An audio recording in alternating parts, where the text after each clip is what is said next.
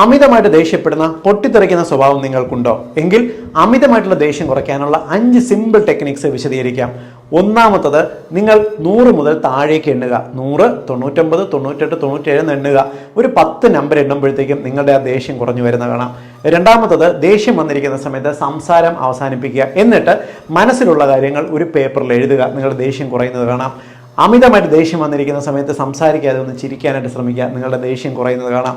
നാലാമത്തെ മാർഗം എന്ന് പറയുന്നത്, അമിതമായി ദേഷ്യം വരുമ്പോൾ ചൂടാകുന്നതിന് പകരം അതങ്ങ് ക്ഷമിക്കാൻ പഠിക്കുക. കാരണം ക്ഷമിക്കുന്നതിനേക്കാൾ വലിയൊരു കാര്യം ഇന്ന് ഭൂമിയിലില്ല എന്ന് തന്നെയാണ്.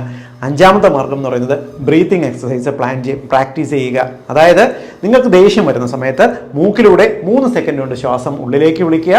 എന്നിട്ടൊരു 5 സെക്കൻഡ് ശ്വാസം ഹോൾഡ് ചെയ്യുക. അതിനുശേഷം അടുത്ത 8 സെക്കൻഡ് കൊണ്ട് പരമാവധി വളരെ സ്ലോലി മൂക്കിലൂടെ ശ്വാസം പുറത്തേക്ക് വിടുക.